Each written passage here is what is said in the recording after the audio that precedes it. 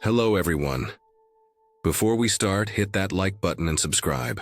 Drop a comment with where you're watching from and what time it is for you. That's how YouTube keeps sending you stories like this. And now, let's get into it.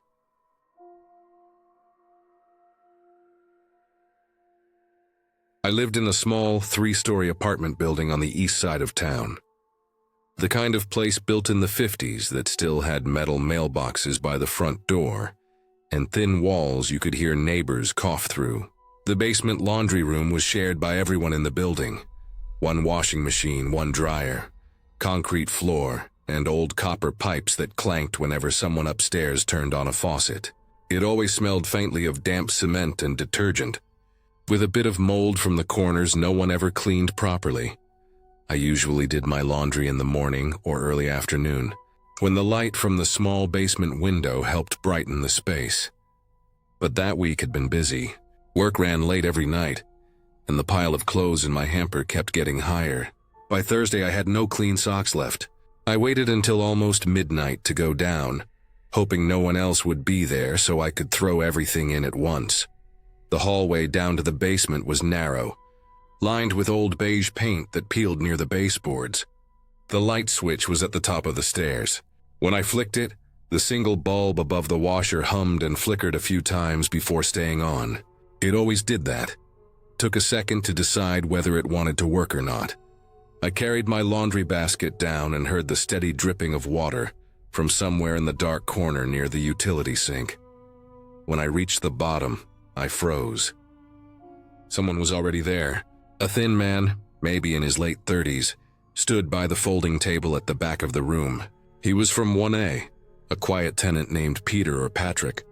I couldn't remember exactly. I'd seen him around a few times, mostly keeping to himself, always wearing the same gray hoodie no matter the weather. He lived alone. The strange thing was that he wasn't using the light. The bulb above him wasn't on. The only light in the basement came from the one near the stairs where I was standing. Everything past that glowed faintly in shadow, just enough that I could see his outline moving slowly, methodically folding clothes.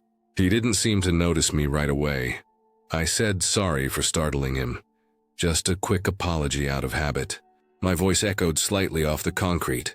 He didn't answer or turn, just stood still, hands on a shirt that he hadn't finished folding. His face was turned toward me but didn't seem focused. Eyes wide open, unfocused, like he was looking through me instead of at me. I waited a second, a little uncomfortable, then figured maybe he had headphones in or just didn't want to talk. I walked to the washer, trying not to make noise, but the sound of coins and keys in my pocket seemed louder than normal. I felt the flickering light behind me bounce shadows along the wall. The whole place felt colder than usual. Maybe because the furnace was off for the night, or because the air down there never really moved. While I sorted my clothes, I kept glancing toward him. He hadn't moved much, still standing by that same spot, arms at his sides now. The light from my side of the room reached just enough to show the pale outline of his hands. The silence felt heavy. No dryer running, no humming from machines, just the soft dripping from the far wall. After a minute, I couldn't take it. I grabbed my detergent, loaded the washer, and set the cycle. The sound of the water filling the drum helped a little. It made the place feel less dead. I turned to leave and gave one last quick look toward him. He hadn't turned or spoken. Just watching, maybe.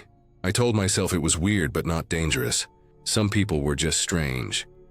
When I went back up the stairs, I left the light on behind me. The next morning, I was leaving for work when I noticed something on the first floor hallway. Yellow tape stretched across the doorway of 1A. A police officer was standing by, talking to the landlord. The door was slightly open, and I saw the corner of a black body bag being carried out. My stomach dropped. I didn't even need to ask who it was. Later that day, the landlord stopped me by the mailboxes and explained that the man in 1A had died of an overdose. They said it must have happened a couple of days before they found him. I remember nodding, but my hands were shaking a little because I knew what that meant. The man I saw last night in the basement had already been dead for at least 48 hours. I didn't say anything at first. It sounded insane even in my own head. I tried to reason it out. Maybe someone else had been down there. Maybe the shadows played tricks on me, or my eyes adjusted wrong in the dim light. The basement was dark after all, but I kept replaying it in my mind. The slow folding motion, the way he turned his head just slightly toward me, the blank expression. It wasn't my imagination. That evening I went down again, partly because I had to move my laundry to the dryer, and partly because I needed to see that room again, to convince myself of something. The bulb at the top of the stairs still flickered when I flipped it on. The air felt colder than usual, like the whole basement had been drained of warmth. My folded clothes were where I'd left them. The washer door hung open. Nothing seemed disturbed, but I noticed something odd. The folding table had a neat stack of clothes on it. Men's clothes, a few shirts, socks, and one folded gray hoodie. They were dry, clean, and perfectly arranged, like someone had just finished. I stood there for a while, listening. The pipes made occasional pops, but otherwise nothing. I walked closer and touched the hoodie. It was cold, almost damp from the air. I knew it wasn't mine, and no one else had been scheduled to use the laundry that night, according to the sign-up sheet the landlord kept near the mailboxes. I took the stairs 2 at a time, getting out. My heart was pounding so hard I could feel it in my throat. The next day, I asked the landlord casually if maybe another tenant had access to the basement, like a spare key or something for maintenance. He shook his head and said no one else did. Only he and the super had keys, and the super hadn't been there that week. He mentioned again that the man from 1A had been gone for days before being found, body already cold when they entered. After that, I avoided the basement as much as possible. I started taking my laundry to a laundromat a few blocks away, even though it cost more and took longer. Every time I walked past the basement door, I thought about that flickering light, that sound of water dripping, and the pale outline of him standing still in the dark. A few weeks later, a new tenant moved into 1A. She was young, probably in her 20s, and excited about having her own place. I didn't mention what happened. The landlord had repainted the door and replaced the carpet, pretending nothing had ever happened. One night, about a month after she moved in, I came home late and heard footsteps below me, slow, heavy ones echoing up through the floorboards. The sound came from the basement. I told myself it was just her doing laundry. But the next morning, when I passed her in the hallway, she mentioned the basement light being broken again. Said she had gone down to check her laundry but turned back because someone was already down there, standing by the table. I asked what they looked like, but she just said she couldn't really see. The light was too dim. Just a thin man, maybe. She said he didn't answer when she called out, so she went back upstairs. After that, I never went near the basement again. I started sending my laundry out altogether. It wasn't about what I believed or didn't believe. It was about what I knew I saw that night. A quiet man in a dark basement, folding clothes that weren't there anymore, under a flickering light that still hums faintly whenever I walk past. The landlord said no one else had a key, and maybe that's the part that still keeps me up sometimes thinking about it.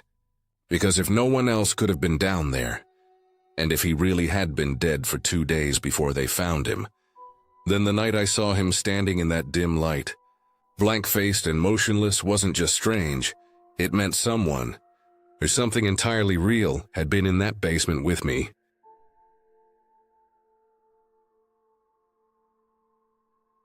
I rented a small back unit behind a craftsman-style house in northeast Portland in the spring of 2021. It was one of those quiet, tree-lined streets where everything felt still. The kind of place with dogs that bark once and then go silent, with yards full of moss and ferns. The main house was painted pale green, with white trim and ivy creeping up one side. The owner, a woman named Carol, lived in the front. She was in her 60s, maybe older, with gray hair always tied up in a loose bun, and glasses that hung from a beaded chain around her neck. She seemed polite enough when I met her, friendly in that detached way older landlords sometimes are. She showed me the unit herself. It was small but cozy. 1 bedroom, a kitchenette, a narrow living room with a big window facing her garden. She warned me not to use too much power at once because The breaker's touchy. Anne told me trash day was Thursday. Then, before leaving, she gestured toward the back of the yard. There was a shed behind my unit, dark brown, a little tilted with a corrugated roof. She told me not to go near it. Said it was for storage. I didn't think much of it. Most landlords have a place they keep locked up. But I remember the way she said it, flat, almost rehearsed. Her tone was polite, but her eyes lingered on me longer than they needed to, like she wanted to make sure I understood. The shed had a heavy new lock on the door. It didn't match the rest of the place. It was big, silver, industrial, like something meant for a storage unit or a warehouse, not a backyard shed. A steel cable looped around the handle, secured with another padlock. It looked out of place next to the peeling paint and weathered wood. At night, the backyard was pitch black. There were no streetlights behind the house, and my window faced that direction. I'd closed the blinds before bed, but I could still feel the darkness pressing against the glass. A few nights after I moved in, I started hearing faint thuds coming from the shed. Just dull, spaced-out noises. I figured it was raccoons or maybe something falling over inside. Carol had said it was for storage after all. Portland gets raccoons, sometimes even coyotes. It didn't seem that strange, but it kept happening. Not every night, but often enough to notice. Always late, past midnight, sometimes closer to 2 or 3. I'd be lying in bed, half asleep, and then hear it. A soft bump, a pause, then another. Sometimes it was a scrape, like wood against wood. Tried to ignore it. Then, one night, I noticed light leaking out through the cracks in the shed. I'd gotten up for water around 1 in the morning and happened to glance out the kitchen window. It was faint at first, a soft flicker like candlelight. It wasn't steady, just glowing and dimming, glowing again. I stood there watching for a long time, trying to make sense of it. There were no other lights in the yard, and the shed didn't have windows. It shouldn't have been possible. The next day, I mentioned it casually to Carol when I saw her trimming the rose bushes near the gate. I told her I'd seen light in the shed and thought maybe someone was inside. Her reaction was strange. She froze mid-snip and turned her head slowly toward me. Her face went blank. After a moment, she said, "It's nothing you should worry about." Just like that. Her voice was calm, but her hand was gripping the shears so tight her knuckles were white. Then she smiled, but it wasn't the kind of smile that puts you at ease. After that, I started feeling uneasy in the yard. I'd avoid walking near the shed even during the day. I'd catch myself glancing toward it whenever I went outside to take out the trash or water the small potted plant by my door. Once I saw her coming out of it early in the morning, around 6. She had a flashlight in one hand and a plastic bag in the other. When she saw me through the window, she stiffened and walked quickly back to the house without looking up. I told myself she was just eccentric. Maybe she stored things in there she didn't want people touching. Maybe she collected antiques or tools. I tried to move on with my life. Then one night in late July, I woke up to yelling. It was sharp, raw, a man's voice. I remember it clearly because it cut through everything. The stillness, the hum of the fridge, even the sound of the wind outside. At first I thought it was coming from the alley or the street. But then I realized it was coming from behind my unit. From the shed, it wasn't a short yell. It went on, muffled and desperate. Then it stopped abruptly. I sat up in bed, heart racing, trying to decide what to do. For a moment, everything went silent again. Then I heard something else. Footsteps on the gravel. Slow, uneven steps moving away from the shed toward the main house. I didn't go outside right away. I told myself I might be imagining it. I sat there listening until the quiet felt heavier than before. Finally, I got up, grabbed my phone, and looked out the window. The shed light, the same faint flickering, was visible again through the cracks, but the door was still shut, the cable and lock still in place. I called 911 by the time police arrived. The light was gone. The shed was dark. They went around back with flashlights, knocked on the door of the main house, and talked to Carol for a few minutes. Then they came to me. They asked what I'd heard and if I'd seen anyone. I told them about the yelling, about the flickering light, about the thudding noises from before. When they broke the lock and opened the shed, I expected them to find an animal or maybe nothing at all. But they stood there a long time, shining lights inside. Then one of them stepped back and said something quietly to the other. I walked closer but couldn't see much from where I was. Later, one of the officers came to talk to me. He said the shed was empty except for a cot, a bucket, and a plate with what looked like old food scraps. That was it. No person, no animals. Just those things. They took Carol away in handcuffs the next morning. No one told me exactly why, but one of the officers who came back to collect evidence told me quietly, almost like he wasn't supposed to, that she'd been keeping her brother locked in there for years. Missing since 2019. I couldn't believe it at first. The idea didn't fit the image I had of her. The polite older woman who brought in her mail every morning and waved to the mailman. But when I thought back, the signs were there. The food scraps, the new lock, the way she got defensive when I asked about the light, the thudding sounds that had started long before I ever moved in. I stayed in the unit for another week before finding somewhere else. The police had come and gone. The shed had been taped off and then reopened. But I couldn't stand being there anymore. Every time I looked out the window, I could still see that dark shape of the shed sitting at the edge of the yard. The padlock was gone, but the marks were still there on the wood. The scratches where it had been forced open. The dark stains near the floor that no one talked about. A few days before I moved out, I walked past it one last time. The door was slightly open, creaking in the breeze. Inside, the cot was gone, the bucket gone, but you could still smell something sour in the air. I stood there a while, trying to understand how someone could live just a few feet away from another person trapped in there. Day after day, year after year, sometimes, when I think about it now, I wonder if the sounds I heard were only from the nights he was still alive, or if they went on after that too. Because the yelling I heard that night, the last night, didn't sound like a man calling for help. It sounded like someone realizing there was no one left to hear him anymore. I don't know how long she kept him there before that. The police never said. I didn't ask.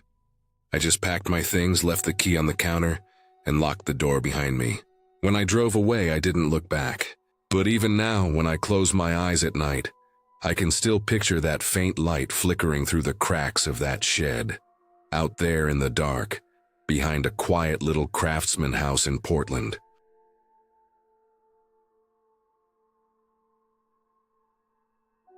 After my divorce, I needed somewhere quiet, somewhere I could breathe without constant reminders of everything I'd lost. The house I found was small, a single-story rental on a dead-end cul-de-sac in a sleepy neighborhood outside town. It wasn't much, but it was mine for the time being. A narrow front yard, cracked concrete driveway, a little porch with peeling white paint. The kind of place that smelled faintly of old carpet and dust when you first walk in, but also felt private, tucked away. I moved in mid-April, when the trees were just starting to fill out and the nights were still cool enough to sleep with the windows cracked. My next-door neighbor, Tony, introduced himself on my second day. He was older, maybe late 60s, thin and gray with tanned skin that made his wrinkles deeper. He wore faded jeans and a tool belt, said he'd lived there forever.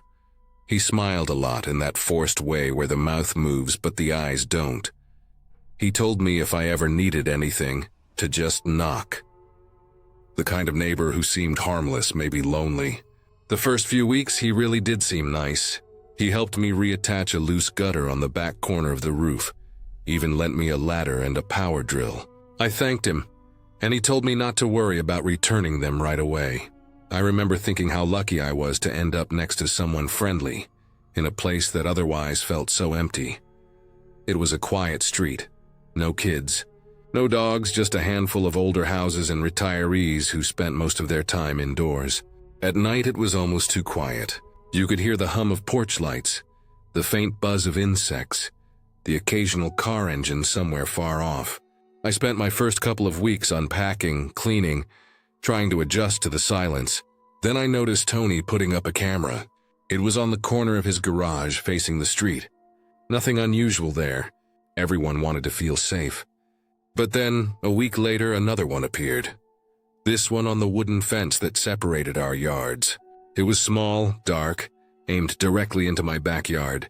I thought maybe I was imagining the angle at first, but when I walked along the fence, I could see the lens tilted slightly toward my kitchen window. I tried to ignore it. Told myself he was just cautious. Maybe he'd had things stolen before. But then came the third one, mounted on a pole behind his shed, angled directly at the back of my house. It was hard to tell what he was actually filming, but every time I went outside, I could feel it. That small, subtle sense of being watched. I tried to be polite when I asked him about it. I caught him one afternoon watering his yard, and told him I noticed the cameras seemed pointed my way. He said they were for security. That was all he said. Just that word. His expression didn't change. He went back to watering like I hadn't spoken. After that, I stopped trying to be friendly. Weeks passed. I got used to closing my curtains even during the day. I started keeping the porch light off at night, because I didn't like seeing his shadow move through his yard when I peeked out the blinds.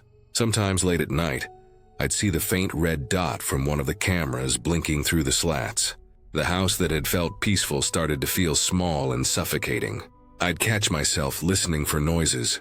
Footsteps outside, the crunch of gravel, the sound of his back gate opening.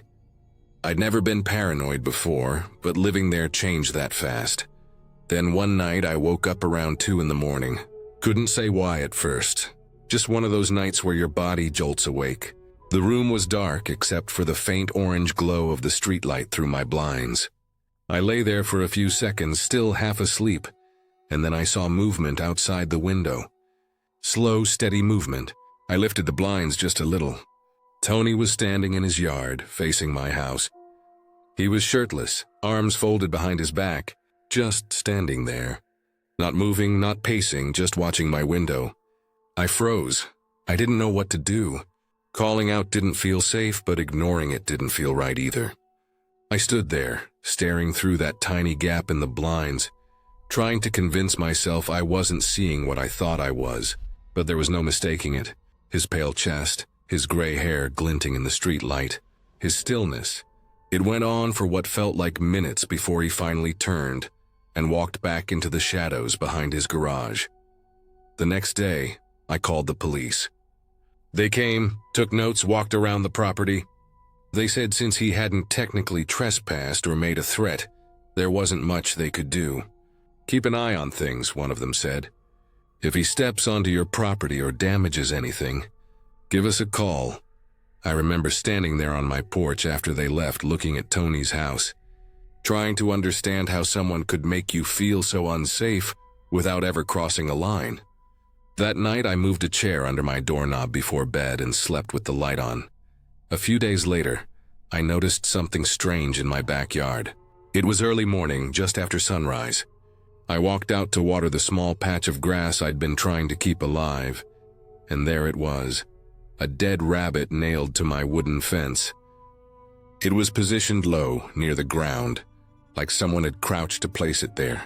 The nails were clean, evenly spaced, and the fur around its head was matted with dried blood. I just stood there staring at it, my stomach twisting. I didn't want to touch it, didn't want to get close. It wasn't random, it was deliberate. Someone had taken time to do that. I called animal control.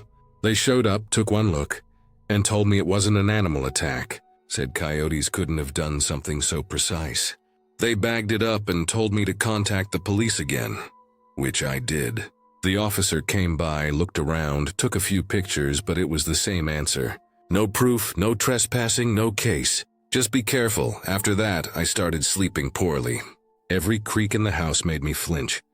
Every gust of wind against the window sounded like footsteps in the grass. I started locking my bedroom door at night, even though I was the only one living there. I'd wake up in the early hours and check through the blinds, just to make sure he wasn't out there again. Some nights I'd see the faint blue flicker of a TV through his front window. Other nights, no light at all, just darkness. 2 weeks later, I decided I couldn't stay anymore. The stress had built up too much. I started packing bit by bit, trying not to make it obvious. I didn't want him to notice and somehow react to me leaving. The night before I was supposed to go, I barely slept. Around 3, I heard something faint.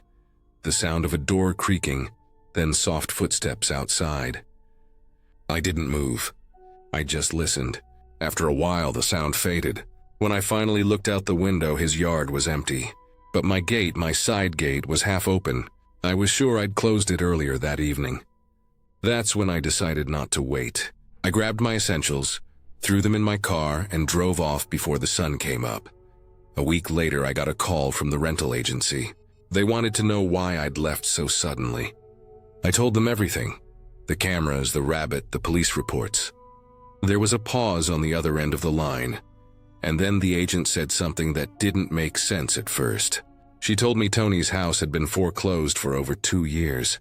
According to county records, it had been empty since 2021.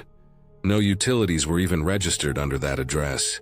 She sounded confused, like maybe there'd been a mistake. I remember just sitting there in my car, parked outside a grocery store, holding my phone, trying to process that. I'd seen him nearly every day. I'd spoken to him. He'd lent me tools. There had been lights on in the house. Someone had been there. I drove back a week later during the day just to see for myself. The street was quiet as ever. Tony's house looked the same. Same overgrown shrubs, same peeling paint. But when I walked closer, I realized the windows were all covered from the inside with cardboard and old blankets. The mailbox was stuffed full of unopened letters, some dating back years. The front door had a heavy padlock on it, rusted around the edges. I walked around to the fence, and the camera that had once been pointed at my yard was still there. But it was broken, lens shattered, wires hanging loose. The yard was completely silent. No signs of anyone living there. No car in the driveway. Just emptiness. I didn't stay long. I left the tools he'd lent me on the porch and drove off without looking back. I don't know who that man was or why he was there. All I know is that for those months I lived next to him, he made me feel watched in a way I've never felt before or since. And sometimes late at night when I can't sleep, I still see him in my mind, standing in the dark, shirtless, hands behind his back, watching through the window.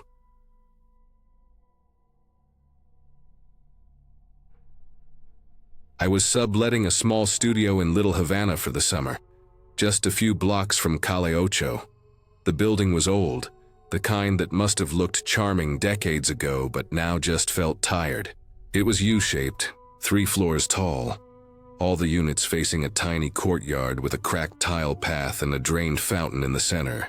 The fountain had once been blue, I think, but now the paint was chipped and dull, and someone had tossed an old grocery cart in it. My studio was on the 2nd floor, facing inward toward the courtyard. You could hear everything from that place. The hum of air conditioners, muffled TV sounds, people arguing in Spanish, the occasional car alarm from the street outside.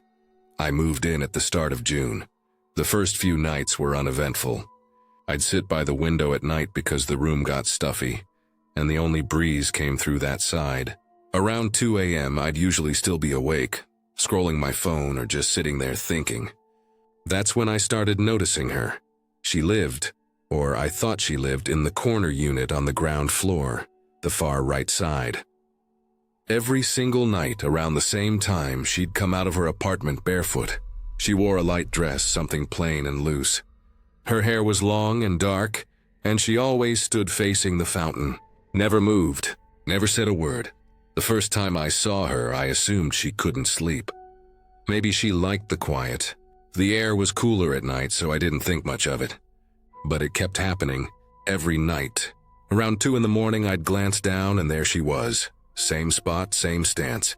No sound. Sometimes she'd stay there for 20 minutes. Sometimes longer. Once I woke up around 3:30 and peeked out, and she was still standing there, barefoot, facing that dry, broken fountain. It bothered me, but not enough to do anything. People have their quirks, I told myself. A few weeks went by like that. The more I saw her, the more it started to feel unsettling. She never looked around, never reacted to noises.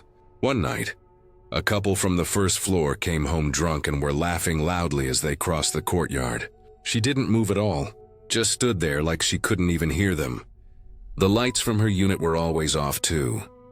The hallway window near her door had a view straight in, and I noticed that her apartment was always dark. I didn't think about it too deeply until mid-July. One morning, I ran into the property manager. A middle-aged guy named Enrique who came by once or twice a week to check on maintenance issues. I mentioned the woman casually, saying something like, "Hey, does the woman in the corner unit ever say anything to you? She's always outside at night." He looked confused. He asked which unit I meant. I told him the corner one on the ground floor. He frowned, shook his head, and said that unit had been empty since February. No one was renting it. Said nobody even had a key except him, because the owner was in Miami Beach waiting to renovate. I laughed a little, thinking maybe he was mistaken, but he seemed serious. He even unlocked the unit later that afternoon to double-check right in front of me. It was completely empty. No furniture, no curtains, nothing but dusty tile and bare walls. He left the door open for a bit while he took some photos for the owner, and I remember looking inside. It really was just a shell of a room. That night, I stayed up later than usual. My brain couldn't let it go. Around 2 a.m., like clockwork, I glanced out my window, and there she was again, barefoot, standing in the courtyard, in front of that same empty apartment. I told myself maybe Enrique was wrong. Maybe someone had moved in without him knowing, or a friend of the owner was staying there temporarily. But I kept thinking about that empty room. The following morning, I went down to check. Her door was closed. There was no sound inside. The nameplate by the door still had the old tenant's faded name on it. I knelt down and looked through the small gap between the door and the floor. Just darkness. I went back upstairs, but after that, I couldn't relax.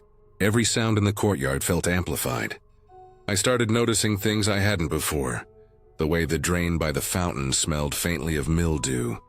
How the light above the laundry room flickered every few seconds. The quiet rustle of palm fronds brushing the walls when the wind picked up. A few nights later, something changed. I woke up at 2:11, checked my phone, and instinctively looked out the window. She wasn't there. For the first time in over a month, the courtyard was empty. I stared for a while, waiting. Nothing. Then just as I was about to pull the curtain shut, I noticed movement. Not outside, but across from me. The door of the empty unit was open, a crack of darkness barely visible from my angle, but enough to notice. I told myself someone probably broke in. It wasn't a great neighborhood. Break-ins happened, but I couldn't stop watching. The door stayed half open for maybe 10 minutes, then slowly closed again. No sound, no footsteps, just closed. The next morning I checked again. The door was shut, same as before. I even walked close enough to see the handle. It was dusty, like it hadn't been touched in ages. The following night she was back. Same time, same place, same stance. But now I couldn't stop noticing the door. It was locked tight that morning. Yet she stood outside it again like nothing had happened. After that, I started losing sleep.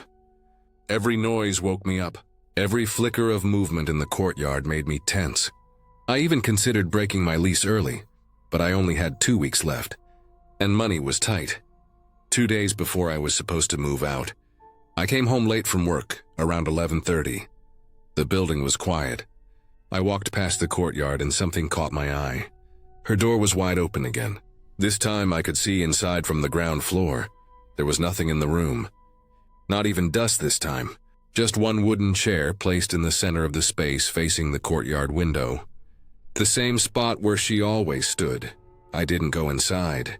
I stood there for a while, staring, trying to make sense of it. Then I went upstairs and locked my door. That night, I didn't even need to check the clock. I woke up around 2 on my own. I stayed lying in bed, staring at the ceiling, refusing to look out the window. But I couldn't help myself. After a while, I turned my head. The courtyard was empty, but her door, her empty unit, had its light on. A soft yellow glow filled the room. I could see the chair still facing the window. No movement, no shadow, just the light. The next morning, the light was off again.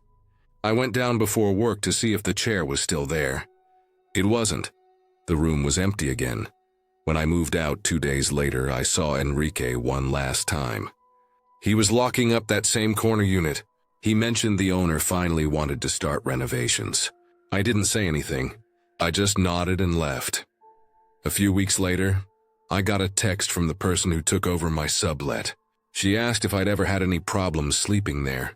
said something about strange noises from the courtyard at night. I didn't ask what kind.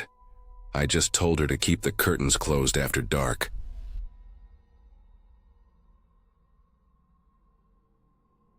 I moved into a third-floor apartment in Logan Square last March. It was an old brick building from the 1920s, the kind that still had mail slots on every door and radiators that hissed through the night. The hallway smelled like dust and old steam, that faint metallic scent of heat pipes working overtime. The floors creaked with every step, and every sound, doors closing, people talking, even the elevator cables moving, echoed through the whole place. I didn't have much when I moved in, just a few boxes, a mattress, and a small table. I liked the apartment for what it was. The windows faced the street, so I got a bit of sunlight in the mornings.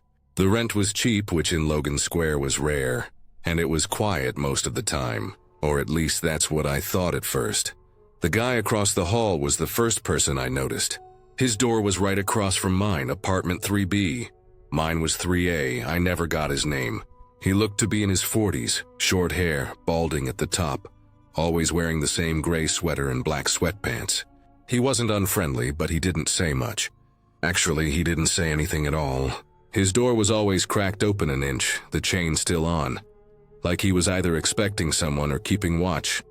At first, I figured he was just weird or overly cautious. Chicago has all kinds of people, and as long as someone keeps to themselves, I don't really care. But there was something about him that made me uneasy. I'd walk by, and that sliver of open door would always be there, showing just darkness behind it. Sometimes if I was quiet, I thought I heard him breathing inside. The first week I got used to the sounds of the building, the hum of pipes, the radiator ticking, people coming and going downstairs. Around 11:30 every night, though, I started hearing this faint click from across the hall, his door opening, then a soft thud like someone sitting down. It always happened around the same time. I didn't think much of it at first. Maybe he liked to sit out and smoke, even though there was a no smoking sign on every floor. But one night, curiosity got the better of me. I opened my own door just a little, enough to see through the crack. The hallway light buzzed faintly. He was there, sitting on the top stair, elbows on his knees, facing down the stairwell. He didn't move. He didn't smoke. He didn't even fidget. Just sat there staring at the steps below. I stood there for a while, just watching him. He never looked up. Eventually, I closed my door again and went back to bed. I told myself it was nothing. Maybe he couldn't sleep. Maybe it was some routine he had. Everyone has their quirks. A few nights later, I passed him as I was heading down to take out my trash around midnight. He was already sitting there, same position. I mumbled something like, "Hey man," just to be polite. He didn't even blink. I remember hearing my own footsteps echo down the stairwell and realizing how quiet it was up there with him. The air felt heavier near him somehow, still and close, like the building was holding its breath. After that, I stopped trying to talk to him. I just avoided opening my door late at night. 2 weeks after I moved in, a smell started in the hallway. It was faint at first, like meat left out too long. I thought maybe someone forgot groceries in the stairwell or something had gone bad in the trash chute. But over the next few days, it got worse. Thick, sour, clinging to your clothes kind of smell, the kind that seeps into your throat when you breathe. By the 5th day, it was impossible to ignore. I saw one of the tenants from downstairs, an older woman gagging near the stairs. She said it smelled like something dead. We all thought maybe a rat had died in the walls. Maintenance came by and I heard them talking quietly outside 3B. The smell was strongest right there. They knocked, waited, knocked again. No answer. The building manager came up, unlocked the outer lock, and then stopped when the chain caught. He called through the crack, no response. Finally, he got bolt cutters and snapped the chain. I stood in my doorway watching. The moment they opened the door, the smell hit like a wall. Everyone backed up immediately. The manager called the police. I remember the sound of his voice when he said it. It wasn't loud, but you could tell he already knew what it was. When the cops came, they taped off the hallway and told us to stay inside. I could hear them talking inside 3B. It wasn't long before they said something strange. There was no body, just the smell. They found his wallet on the table, his shoes by the door, his coat still hanging on the rack. Everything looked normal except for one thing. The key was missing. His apartment keys were gone from the ring. They pulled the camera footage from the stairwell later that day. One of the officers told the manager what they saw, and the manager told us later, when everyone was gathered downstairs. The footage showed him sitting on the top stair that night around 11:30, like usual. He didn't move for a long time. Then around 3 a.m., the lights in the stairwell flickered for a second, and when they came back on, he was gone. No one came up or down the stairs in that time. He never got back up. For a few days, the building was busy. Cops, maintenance, even city inspectors. They thought maybe he fell somewhere in the stairwell or got locked in a utility room. But they didn't find anything. The smell slowly faded after they cleaned out his apartment. Eventually, things went back to normal, or at least as normal as they could. But I couldn't stop thinking about it. The image of him sitting there every night, silent, not moving. I replayed that sound in my head. The click of his door opening, the creak of the stair under his weight. It had been so consistent, so routine, and then suddenly gone. A few nights later, I woke up around 11:30. My apartment was quiet except for the radiator. I don't know why, but I went to the door and looked through the peephole. Across the hall, his door was closed now, locked, sealed with new bolts. But the stairwell light was on, casting that dull yellow glow. I didn't hear anything at first. Then, faintly, the same sound. The soft creak of someone sitting down on the top stair. I froze. I told myself it was the building settling. Maybe someone coming up late. But when I looked again, there was no shadow. No one there. The sound stopped. The next morning, I went out early for coffee just to get out of the apartment. On my way down, I looked at the stairwell closely. The top step where he always sat had a faint dark mark on it. It looked like a shoe print, but smaller, worn into the wood somehow. I stared at it for a while before going down. Over the next week, I kept noticing small things that made me uneasy. The smell was gone, but sometimes the air near my door still felt heavy, thick. Once I found my doormat shifted slightly, like someone had brushed past it. Another time, the hallway light outside my door was off, even though it was supposed to stay on all night. I told myself I was imagining things. The mind fills in blanks when it wants answers. One night in early April, I couldn't sleep. The apartment felt too warm, the radiator running nonstop. I got up to open the window, and as I did, I heard something faint from the hallway. A soft metallic sound like a key turning. My first thought was the new tenants. The building manager had mentioned that someone was taking 3B soon. I checked the peephole. The door across the hall was open again, just an inch, the chain lock on. I stared at it for a long time, waiting to see movement. Nothing, just that narrow strip of black. The next morning, I went to ask the manager if someone had moved in. He said no. He was still waiting on a background check for the applicant. No one had a key yet. He looked confused when I told him the door was open. Said he personally double-checked it the day before, and it was still bolted shut. He went up to check it again with me.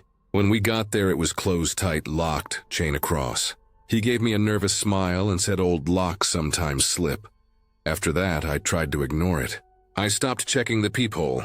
I went to bed earlier, kept a fan running at night to cover the noises. But sometimes the fan wasn't enough. A few weeks later, I was coming home late, around 11:30, almost midnight. The hallway was quiet except for that low hum from the lights. As I walked up the last flight, I saw something that made me stop cold. On the step where he used to sit, there was a folded piece of paper. It looked like it had been torn from a notebook, slightly damp, edges curling. I don't know why, but I picked it up. There was writing on it, smudged and faint, like it had been written in pencil long ago. I could only make out a few words. Don't look down.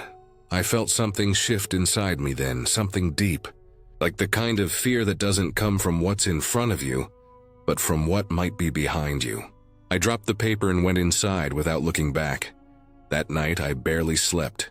I kept hearing the floorboards creak in the hall, soft and irregular like someone pacing. Every time I sat up to listen, it would stop. A few days later, maintenance came by again for routine checks. They replaced the stairwell bulb that had gone out, oiled the hinges on the doors. Everything seemed normal again for a while. But I still live there now, and every once in a while, around 11:30, I hear that same familiar sound. A soft click, then the faint creak of the top stair. Always the same spot, same weight, same rhythm. I've never opened the door again to look. Some nights I sit in bed and try to convince myself that it's just the building settling, or the pipes expanding, or maybe even another tenant up late. But sometimes when I walk by that stair during the day, I notice something strange. The faint smell of radiator steam mixed with something else. Something sour clinging to the air. I've thought about moving, but every time I look at new apartments, something stops me. Maybe it's the hassle of moving. Maybe it's something else. Maybe part of me wants to know what really happened that night. Whatever it is, I can't shake the feeling that he never really left. And sometimes, late at night, when everything is quiet, I swear I can hear a key turning softly in the lock across the hall, like someone still trying to get back inside.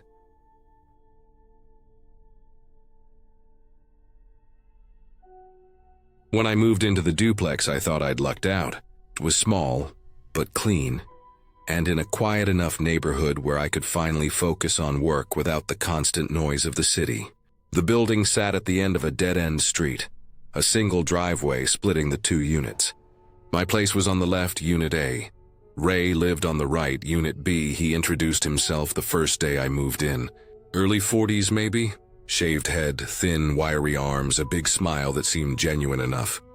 He helped me carry a box or two, joked about how thin the walls were, and warned me that he sometimes played guitar late at night. "I'll try to keep it down," he'd said, and at the time it didn't seem like something worth worrying about. The first couple of weeks were fine. He really did play the guitar, a beat-up acoustic that I could hear faintly through the shared wall when I was sitting in my living room. He was decent too, not professional, but good enough to sound pleasant most nights. Sometimes I'd hear him humming along or talking to himself between songs. It was just background noise, and honestly, it made the place feel less lonely. But then the talking got louder. At first it was mumbling, like someone pacing while thinking out loud. Then I'd hear whole sentences, not directed at anyone, just sharp bursts of speech that would cut through the thin plaster between us. I couldn't always make out the words, but the tone stuck with me. Frustrated, scattered, like he was arguing with someone who wasn't there.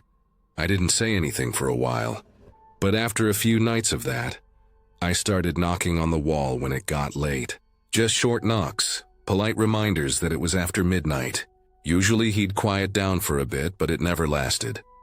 It was early March when things started to get strange.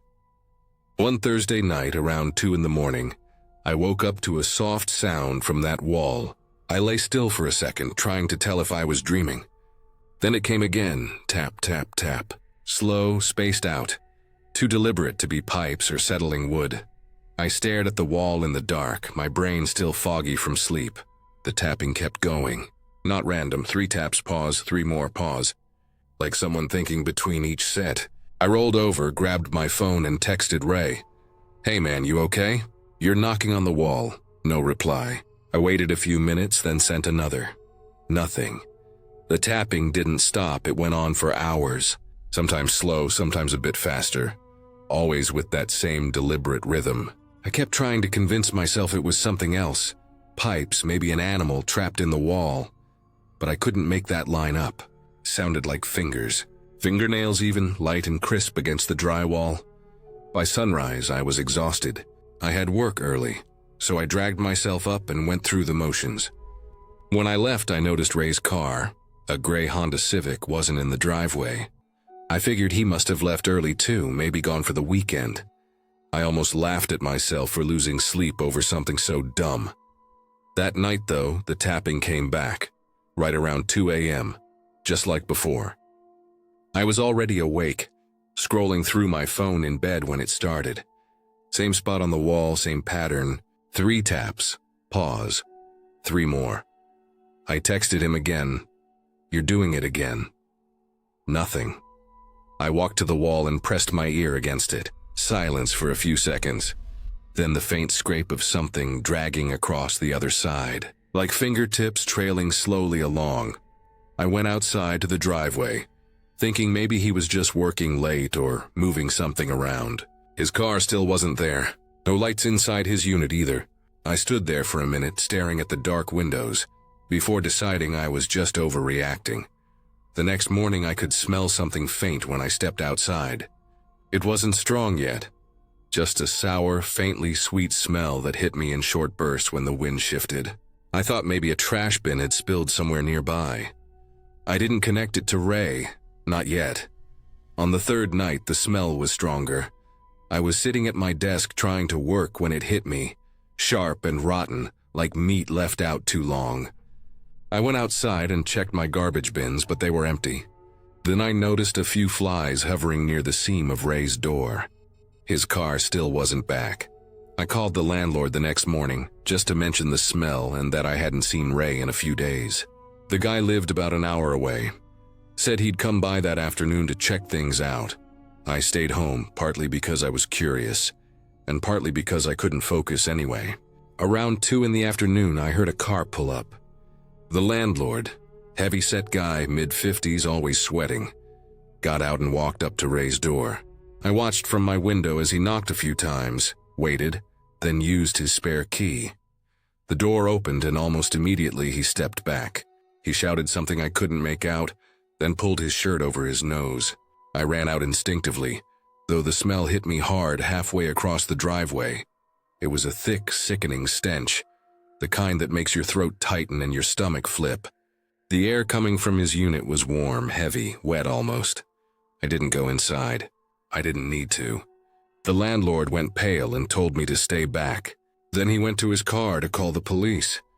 When they arrived, they went in with gloves and masks. It took maybe 15 minutes before one of them came back out and shook his head. Ray was dead. They said he was found near the wall between our units, collapsed face down on the floor. No signs of struggle, no forced entry. Just him lying there, one arm outstretched toward the wall. I didn't say anything about the tapping right away. It didn't feel real, like my brain couldn't piece it together. When the coroner's van showed up, I went back inside and sat on the couch, just staring at the wall that separated us. It was late by the time everything quieted down again. The landlord had left after giving a short statement, and the police said they'd call if they needed more information. I should have gone to bed, but I couldn't stop thinking about those taps. I replayed the timing in my head when I'd first heard them, the pattern, the way they'd continued even after his car was gone. The way they'd always started at the same time. Around midnight, I tried to sleep. I left a lamp on. The air felt heavy, and though I knew logically there was no one next door, I couldn't shake the feeling that someone still was then. A little after 2, I heard it again. Soft, slow, distinct tap, tap, tap. I sat upright, frozen. My body reacted before my brain caught up. I knew I wasn't imagining it. It was coming from the same spot as before, right where the head of my bed met the wall.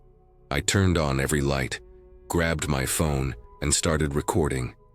The tapping went on for maybe 30 seconds before stopping completely. When I played the video back, the sound was there, faint but real. The next morning, I told the landlord. He didn't even try to hide his discomfort. He said maybe it was air pressure changes or something in the wall shifting as things dried out. He mentioned how decomposition can cause small movements, and that sometimes people mistake those for noises. I wanted to believe him. I really did, but the timing didn't make sense. Ray had already been dead for days before I'd even thought he'd left town. And those taps had started the night he must have collapsed. The coroner later said he died of cardiac arrest. Likely instant. No struggle, no pain. But I couldn't stop picturing him on the floor, arms stretched out, fingers against the drywall. They said he'd probably been there 3 or 4 days before anyone found him. That meant every night I'd heard those taps. He was already gone. I tried moving my bed away from the wall, thinking maybe the sound was in my head. For a while it seemed to help, but I couldn't stay there anymore. The smell eventually faded, and the landlord cleaned and repainted Ray's unit, but something about the place felt wrong after that. I'd walk by his driveway and feel that weird chill, like the air was thicker there, heavier somehow. A few weeks later, a new tenant moved in. Young guy, maybe mid-20s. I heard him unpacking through the wall the first night, moving furniture around, settling in. It felt almost normal again, hearing sounds from that side. Then one night I woke up to my phone buzzing. It was a text from an unknown number. "Hey, sorry to bother you. Do you ever hear knocking from your side of the wall around 2 in the morning?" I stared at the message for a long time, my heart pounding so hard I could feel it in my throat. I didn't respond. I just set the phone down and waited. At exactly 2:07 a.m., the tapping started again. 3 taps. Pause. 3 more. I didn't sleep the rest of the night. The next day, I packed what I could and left. I told the landlord I couldn't stay, made up something about work. I never told him what I heard again or that I'd recorded it. I still have that video on my phone. I've listened to it more times than I should have. The sound is quiet but clear enough that you can hear it if you turn the volume up. Tap, tap, tap. The coroner said movement can happen as gases build and release, that sometimes limbs twitch. But what keeps me awake even now is how steady it was, even controlled, like someone trying to get attention. And when I listen closely, I swear I can hear it under my own breathing on the recording, just barely, a soft drag against the wall after the last tap. A scrape that sounds too much like fingertips sliding down drywall before everything goes still. I know what they said. I know what the logical answer is. But logic doesn't explain why it always started at the same time. It doesn't explain the rhythm. It doesn't explain why, even now, sometimes around 2 in the morning, when everything's quiet, I still wake up expecting to hear it. Just 3 taps, slow, deliberate, like someone who hasn't realized they're no longer alive on the other side of the wall. Except I don't believe in ghosts. So I tell myself maybe it was just air, or shifting wood, or something else I'll never quite understand. But that night, those 3 taps, that sound, it was real. And when you've lain awake hearing something like that, over and over, knowing exactly who was on the other side, you stop caring about explanations. You just remember the sound, the rhythm, the way it filled the silence of your room, and you wonder when it happens again, if it ever does, whether you'll knock back.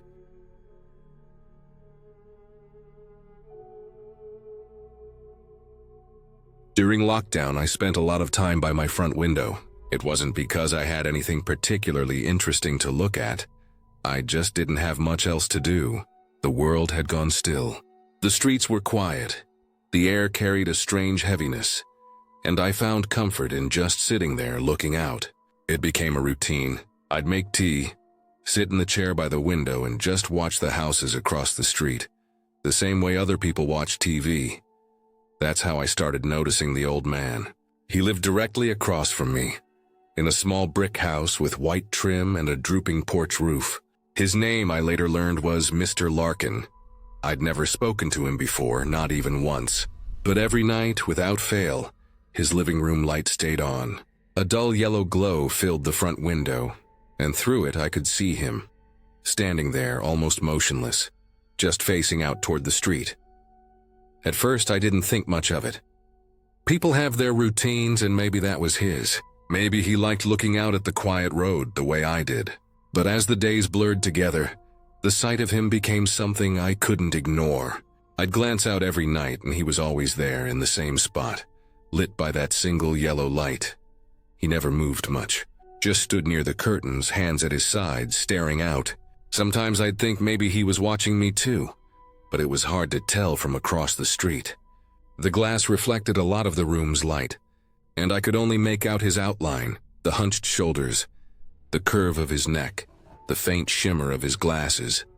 After a week or so, it turned into something I looked for. Around 9 or 10 at night, when the sky went completely dark and the street was dead quiet, I'd look over and check.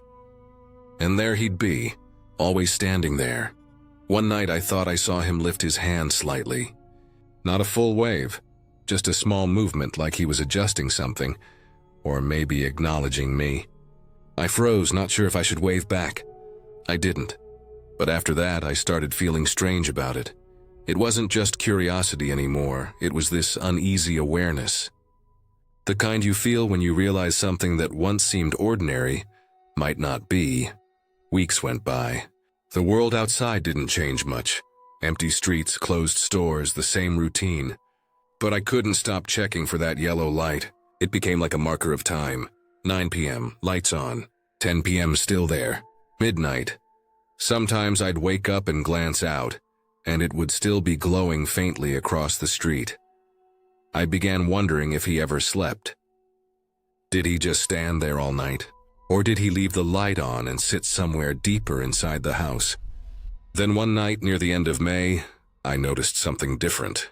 It was around 11 p.m., and I looked out as usual, but the light was off. The window was completely dark.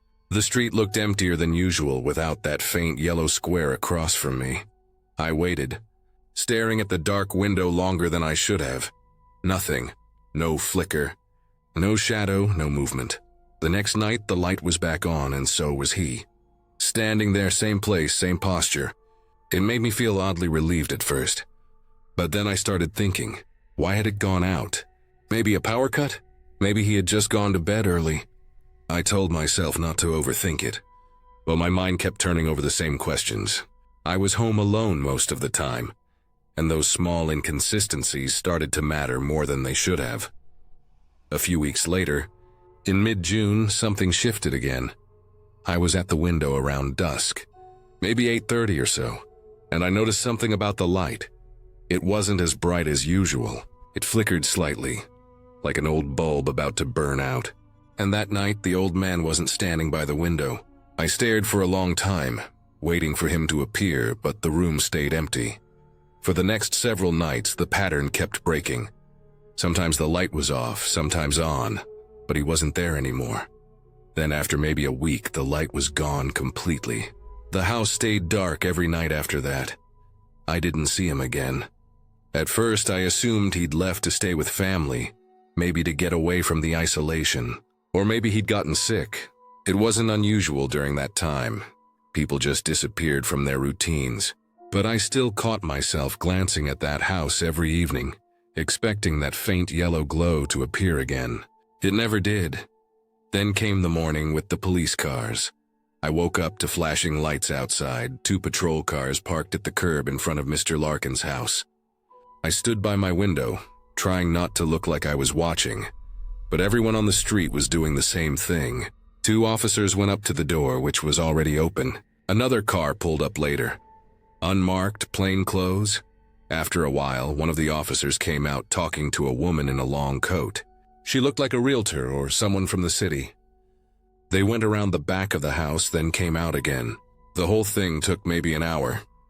Later that day, I saw a neighbor standing by the mailbox, so I went out and asked if he knew what had happened. He said the house had been sold. The police were there to check something about a break-in. I asked about Mr. Larkin, if he'd moved or something. The neighbor gave me this odd look and said, "You didn't hear? He passed away months ago. April, I think. In a care home outside town." I just stood there. I didn't know what to say. I told him I'd seen lights on in the house every night until recently, that I'd seen him standing by the window. The neighbor just shrugged. "Can't be," he said. "Place has been empty since spring. Nobody's been there." When I went back inside, I sat by the window again and stared at the house. The blinds were drawn now. The porch looked even more sagged, the paint more faded. For the first time, I realized how old the place really looked, how much dust and neglect it showed. Still, I couldn't shake the memory of that yellow light. A few days later, a small white sign went up in the yard. "For sale." The realtor's name was printed in bold letters. I didn't think much about it after that, not until she came by one afternoon and knocked on my door. She said she was trying to get a sense of the neighborhood and asked if I'd noticed anyone around the house recently. I told her about the lights, about how someone had been there, at least up until a few weeks ago. I hesitated to say I thought it was Mr. Larkin. I didn't want to sound crazy. I just said I'd seen someone standing by the window most nights. She frowned a little, then said that was impossible. The utilities had been cut off back in April. No electricity. The whole house had been locked up since then. I told her I was sure. I'd seen the lights with my own eyes. She nodded politely, but I could tell she didn't believe me. Then she said something that made me feel cold in a way I can't describe. She said, "Well, we did find signs someone's been inside recently. Footprints in the dust and one curtain pulled aside. Just one, the front window curtain. That curtain. The same one I'd seen move slightly every night for weeks." I didn't say anything to her after that. She left a few minutes later, talking about changing the locks and checking the basement for leaks. That night, I couldn't stop thinking about what she said. Footprints in the dust. Power cut off. Yet every night for nearly 2 months I'd seen that light. I tried to reason it out. Maybe there was a reflection from another house. But I checked. No other house across the street had that kind of light, that same yellow tone. Maybe a squatter had broken in and used candles or a generator. But during that time, the city was nearly shut down. The streets were empty. I'd have noticed someone going in or out. It didn't add up. A few nights later, around midnight, I looked out again. The for sale sign was still up, and the house was completely dark. The moonlight was faint, but I could see enough to notice that the curtain, the one by the front window, was drawn differently. It was slightly open now, just enough that I could see part of the window pane. It stayed that way for several days. Then one morning it was closed again. I stopped sitting by the window after that, but even when I wasn't looking, I always felt aware of that house across the street, like it was still there in the corner of my vision, quiet and waiting. I'd go out to get the mail and feel this strange pressure, like someone was standing behind the glass watching me. When the realtor finally sold the house later that summer, a young couple moved in. I remember watching them unload boxes from their SUV. They seemed happy, talking, laughing, trying to make it home. It almost made me feel relieved, seeing life return to that place. But a few weeks after they moved in, I saw the wife outside watering plants, and I decided to ask how things were going. She said it was fine, just that they'd had a bit of an issue with the locks. Some of the doors had been unlocked when they first moved in, even though the realtor had supposedly secured them all. She laughed when she mentioned it, like it was nothing, but I didn't laugh back. Later that night, I looked out again. Their living room light was on, and for a moment I froze. The glow spilling through the window was the same dull yellow I'd seen all those months before. The same exact shade. I stared at it for a long time. Then I saw movement, a figure passing by the window, just a shadow at first, but unmistakable. It was the husband, I told myself, or maybe the wife. But the shape was tall, thin, the same hunched outline I'd watched for weeks during lockdown. I turned away and went to bed. The next morning I went to check again. The house was quiet, but something was off. The front curtain, the one closest to the window, was pulled just slightly to the side, a narrow gap barely noticeable, like someone had drawn it open just enough to see out. Since then, I've avoided looking over there at night. I tried to tell myself what I saw was just some trick of light, that the timing of it all was coincidence, that maybe my eyes made connections that weren't there. But I know what I saw during those nights.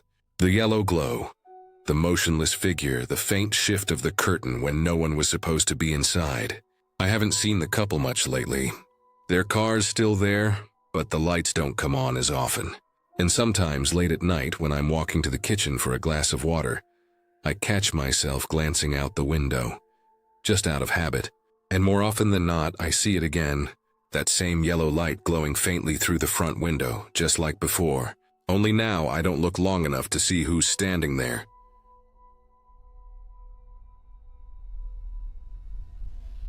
I moved into a small studio in Bushwick at the end of last summer. It was on the top floor of an old 4-story walk-up corner unit, with 2 windows facing the street, and one looking into an alley. The building itself wasn't anything special. Peeling paint on the stairwell walls, a faint smell of cigarettes and boiled cabbage that never really went away. floors that tilted slightly toward the center of the hallway, but the rent was reasonable, and the lease was month to month, which was rare for New York. I didn't know anyone in the area, so it felt like a decent start. Quiet, anonymous, manageable. There were only 2 apartments on my floor, mine 4A and 4B across the hall. A young couple lived there, probably mid-20s. I only saw them a few times that first week, hauling groceries, taking out trash, whispering in the hallway. They didn't make eye contact much. The guy wore thick-rimmed glasses and always had headphones around his neck, and the woman had short brown hair and a look that suggested she didn't sleep well. They seemed fine, just private. I liked that. I didn't move to Bushwick to make friends. I worked from home, writing copy for websites, so most days I barely left the apartment. The first couple of nights were quiet. I slept easily, the kind of deep sleep that comes after moving boxes up 4 flights of stairs. But by the 3rd night, I woke up around 2 a.m. to a sound that didn't fit the normal rhythm of the building. It wasn't footsteps or music or voices. It was something heavy dragging across a hard floor. Slow, steady scraping. Then a thud, then another dragging sound like furniture being shifted an inch at a time. It went on for almost an hour. I remember sitting up in bed, half awake, thinking it was strange anyone would be rearranging their place at that hour. But Bushwick has plenty of people who keep odd hours. I assume the couple in 4B were just night owls and went back to sleep. It happened again the next night. Same time, same kind of noise. Something large being dragged, then silence, then another scrape. I noticed it was coming from the same direction, my left wall, which I shared with 4B. The sound wasn't constant, just enough to keep me awake. By the end of that week, I'd gotten used to it. I even stopped paying attention. The noises became part of the background, like the hum of the refrigerator or the faint traffic from Myrtle Avenue. Then one morning, I found a sticky note on the floor just inside my front door. It had been slid under overnight. Yellow paper, blocky handwriting in black pen. Please stop moving things at night. We can hear you. I read it 3 times before it really registered. I hadn't moved a thing. I barely owned enough furniture to make a noise. Just a bed, a small table, and a folding chair. I didn't even have a rug. I thought maybe they'd gotten the units mixed up, that they'd meant to leave it for someone else. But I was the only other apartment on that floor. I stood in the hall for a minute, looking at their door across from mine, then decided I'd just explain. I knocked a few times. Nothing. The hallway was still, no movement inside, no TV sounds, no footsteps. I waited a bit longer, then gave up. That night, the dragging returned, later than usual, closer to 3 a.m. It sounded heavier this time, slower, like something being pulled across the entire length of their unit. The scraping was rhythmic, deliberate. I couldn't sleep through it, so I put in earbuds and played music until I dozed off. A week later, another sticky note appeared under my door. It's not funny. Stop. That one bothered me. It wasn't just annoyed. It sounded frustrated, like whoever wrote it was genuinely angry. I started wondering if maybe there was some weird noise issue in the building, something carrying through pipes or ducts. The place was old, and I'd already noticed how the floor creaked when anyone moved. Still, I couldn't shake the thought that they believed I was intentionally messing with them. The next day I called the landlord, a guy named Dennis who managed the building but lived in Jersey. He sounded half asleep when he picked up. I told him about the notes and asked if he could talk to the couple in 4B, just to clear it up. There was a long pause on the phone.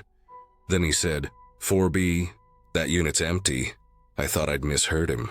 I told him there had been people living there since I moved in. He said no. Last tenants broke their lease 2 months earlier, left a bunch of furniture behind and never came back. They were still trying to rent it. I sat there holding the phone, staring at the wall. I could picture them perfectly. The guy with glasses, the girl with short hair. I'd seen them. I'd heard them. Dennis came by that afternoon with a key. We walked over to 4B together. He unlocked the door and pushed it open. The air inside was stale, dusty, with that thick stillness that only comes from a place left shut for too long. The lights didn't work. There were marks on the floor where furniture had once sat, And in the corner, a stack of old boxes and a covered couch. No sign anyone had been there recently. No food, no clothing, no trash. The only thing I noticed was a faint pattern of long scratches across the floor near the far wall, as if something had been dragged repeatedly back and forth. Dennis shrugged it off, said maybe movers had done it. He locked up, handed me a spare key just in case, and left. That night, I tried to convince myself I'd imagined everything, the couple, the noises, even the notes. Maybe someone else in the building had written them by mistake. But when I went to bed, I kept thinking about those drag marks in the empty apartment. Around 2:30, I woke to the same sound as before, dragging, louder now, closer. I could feel the vibration through the floorboards. I sat up, listening carefully, trying to locate it. At first, I thought it was coming from the wall again, but then I realized it wasn't. It was coming from above me. That made no sense. My studio was the top floor. There was no apartment above mine, just the roof. The sound continued for several minutes, something scraping directly over my ceiling, heavy enough that bits of dust drifted down from the plaster. I turned off my lamp and just sat there, staring up, trying to picture what could possibly make that kind of noise up there. It stopped suddenly, like it had been cut off mid-movement. The silence after was thick, like the air had changed. At dawn, I went up the stairwell that led to the roof access door. It was locked, but the metal around the latch looked freshly scratched, like someone had tried to pry it open. I went back down and called Dennis again. He promised he'd check it out later that week. For the next 2 nights, I didn't sleep much. Every time the building creaked, I froze. I started noticing little things I hadn't before. My front door would be slightly ajar when I came home from errands, even though I was sure I'd locked it. Faint scuff marks on the hardwood near my window, a smell like dust and metal that came and went. The dragging noise didn't return, but I started hearing faint tapping sounds in the walls at night, always near the ceiling line, always slow and deliberate. A few days later, I saw Dennis again when he came to inspect the roof. He said there was no sign of anyone having been up there, no footprints, no damage except for the scratched lock. He replaced it with a new one. I tried to let it go. I told myself old buildings make weird sounds, that the mind fills gaps when you're tired. But one evening, while cleaning near the window, I noticed something that made my stomach drop. Another sticky note, this time stuck to the outside of the glass. Same handwriting, the same message as before. Please stop moving things at night. It had been placed on the outer side of the window, 4 stories up with no fire escape. I moved out 2 days later. I didn't even take everything, just my laptop, clothes, a few boxes. When I handed the keys back, Dennis asked why I was leaving. I told him I couldn't sleep there anymore. He didn't ask for details. A month later, I looked up the listing for 4A again, just out of curiosity. The photo they used showed my old room. Same windows, same floor. But there was something off. The ceiling above the bed had a wide, dark patch that hadn't been there before, like a water stain spreading from a single point. Dennis never returned my calls after that. I stopped checking the listing, stopped walking down that block. But even now, sometimes at night, I'll wake to that same low, dragging sound in my head. Slow, deliberate, heavy, like something being moved just above me.